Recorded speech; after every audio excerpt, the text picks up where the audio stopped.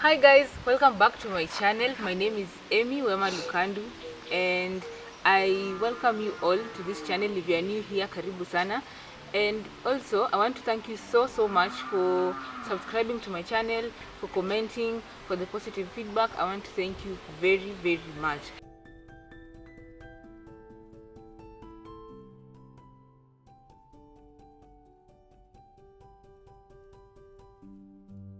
Also, I apologize. I am really sorry for not uploading for the last 2 weeks. I don't know what excuse to give. I'll just say I'm sorry, okay? So, on to today's video. I want to talk about the lessons I have learned from my dad.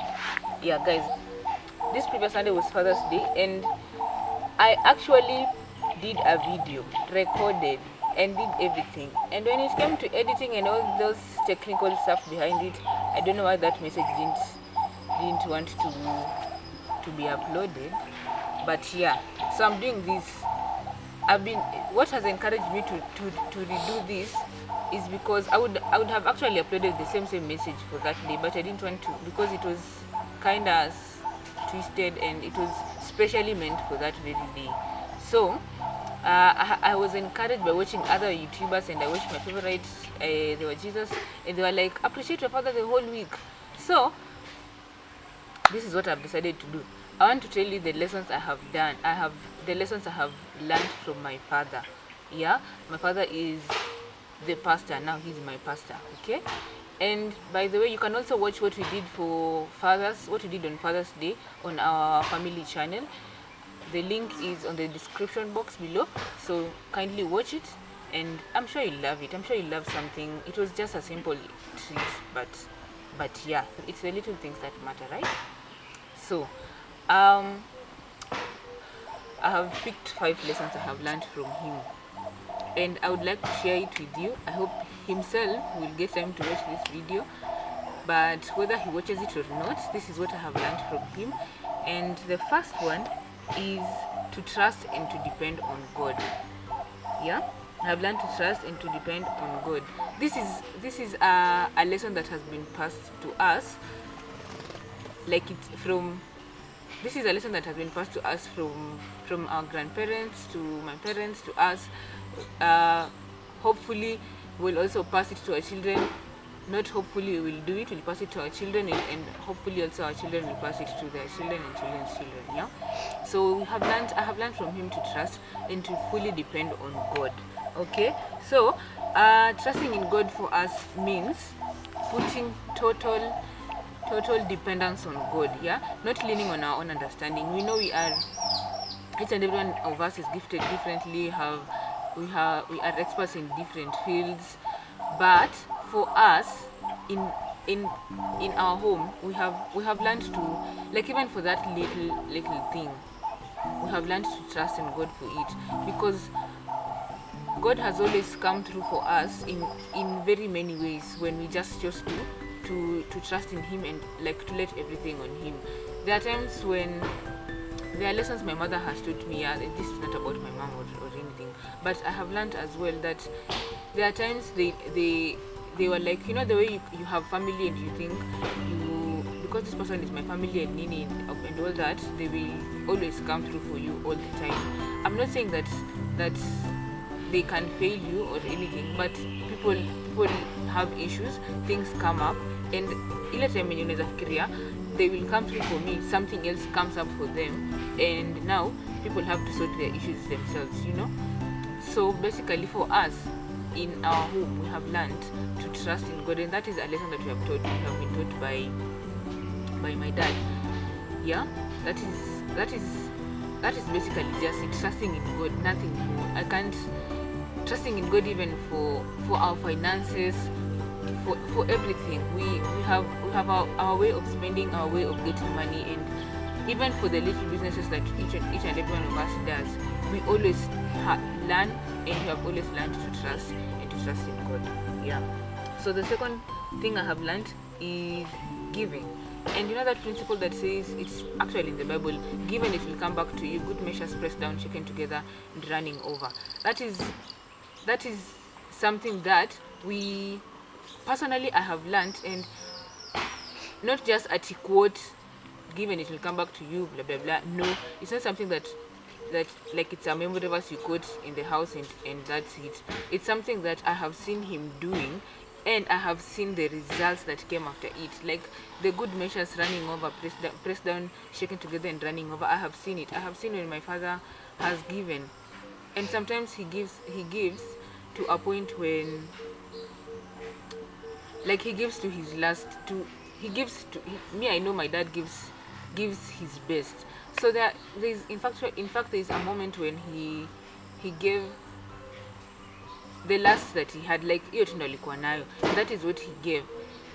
And he was like, God has always provided for me when I had and when I didn't have, you know. And so who am I to stay with this? And when maybe someone needs it, who am I to stay with it? So he gave, and later on he came back, and after it didn't take even a week, he came back and he was testifying to us, and we actually, so not just testifying at word of mouth or anything, but he showed us what came back from what he gave. Yeah. And he was doing that to encourage us that you should not be stingy, you should not just stick to cling to what you have, but you should be able to give to people when people need, give to God, give as in just give. Don't give thinking of at this is what I have left, or don't give because you're doing someone a favor or anything. Like it says, send a Wema nenda zako, give and just give and let everything to God. Yeah. Also another thing on that aspect of giving, I've also learned from him to tithe. You know, and that verse of Malachi 3:10, when that verse says that he give your full tithes to the Lord. And sometimes people might think these pastors are just telling us to tithe, and they don't even tithe themselves. Maybe I have seen my own father tithing, and actually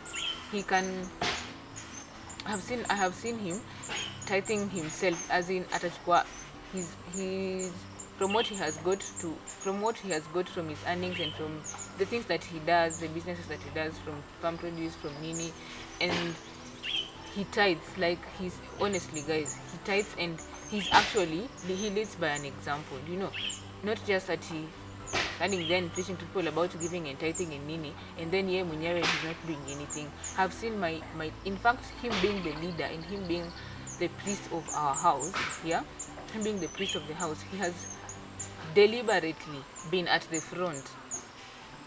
And when us guys were young, he'd actually, because we didn't have money of our own, he'd always give us offering. To when we go to church, he'd always give us offering, and he always ensured that he allowed us to be, not to be the best, but to lead as an example, so that even when the teachers at Sunday school, and our teacher of Sunday school was actually my mom, when they ask people to give, when they ask the children to give, it's not like you're giving and the children are not giving, you know. So he has taught us, and he has taught, not just taught, but led by an example. He's always there, leading, not just leading at being the first to give, but leading, setting the pace. Yeah. And that is a principle that he has taught us over time, and each and every one of us has picked it up so well, and we really thank God for that. Lesson number 3 or number 4. He has the art of service. Guys, for all of you who know my dad on a personal level, and his ranking and his position in this society, I have seen him to be a person who, he won't just sit there because he's bishop or because he's what. He won't just sit there and relax and like, me because I'm bishop, let me be served with me. I've seen my dad serving even little kids. I've seen him, and to us that is such a beautiful thing. So when at times we get to that moment when people want to treat you specially, for us it's something that is not, we don't like it, because we are not so used to being at the, or rather to sit and then be served. We are used to serving people, and me have seen him serving a lot of people. A good leader is a servant, and if you are a servant, you don't want to see other people as slaves or see other people as less human, less of worth or less of respect or nini. He has treated everyone equally, and when he serves people, he serves everyone with the same heart. He serves joyfully, he serves willingly. He's not pushed. In fact, when he wants to serve, he doesn't even call his board members or anyone. He tells us, this time we're going to, this is what you're going to do, this is how you're going to do it, this is how I expect all of you to do. So when we go out there to serve, we actually know we are going to serve, and this is what we want to do, this is what we want to achieve at the end of the day. He has served little children, he has served men, women, youth, and in fact, the best place I've seen him serving is when he's serving the youth and when he's serving the little kids. He enjoys it so well that for me as a person, and for me as a minister, for me as even as a pastor's kid growing up, and even in the path of discovering myself and getting myself into ministry deep and delving into it even much more, I have learned that a minister should be a servant. And also the fourth thing I have learned is humility. Again, from his position, and it's so not obvious, but it's so possible. It's very much possible to be in a position like that he is, and pride gets into you. From what I have learned from my father, he's such a down-to-earth person. As much as the respect and the title has to be accorded to him, he's not the kind of person that will be just sitting full with that attitude of mimi ni bishop or nini. He won't have that attitude of treating people less or whatever. I have seen him being so humble to a point that, and Baka, you're like, okay, sometimes you even forget who you are, or do you put it aside and then come back to you being just a normal human being or me? And for me also, it has taught me that in the position that we are in, that should not get into my head. That should not get to a place where I will be like, this is who I am, people should treat me this way, people like set standards of people on how people should treat you. No. It has in fact shown us the standard that we should set for how people should be treating each other, and for how people should be living with each other freely and all that. Lastly, he has taught me time management.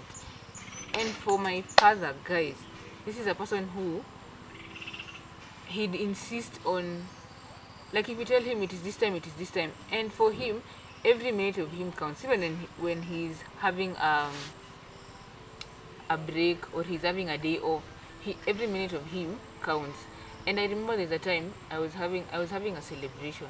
I remember very well. I was having a celebration, and I told him, let the party begin at 12:30. Me, I delayed with 30 minutes because I was like, even people won't come early. So me, I was like, no, let's begin. Let me just delay a bit. Guys, my father scolded me to a point he was telling me, don't even delay me on my wedding day or still what. So for him, time is of essence. I have learned lots of things from my father, and I just want him to know that, yes, I love him so much. I also want him to know that I appreciate him. I also want him to know that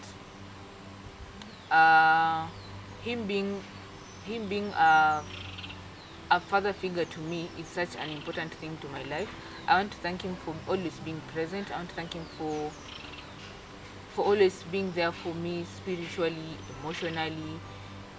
He's played a role. He's played 3 roles in one. Like being a father for me is physically, spiritually. He's played the perfect role as a father, and I want to thank him so much. So guys, that's it. Also, I'd like to encourage every other person who feels like maybe they haven't had their dad present in their lives. I want to encourage you that God is a father to all of us, and if you have a spiritual father who is ready and who is ready with open arms to accommodate you, please take advantage of that chance and allow them to mold you, allow them to mentor you, allow them to be to guide you in how to deal with life, because they will teach you on everything. And even sometimes they will scold you, they will be there to correct each and every moment you do.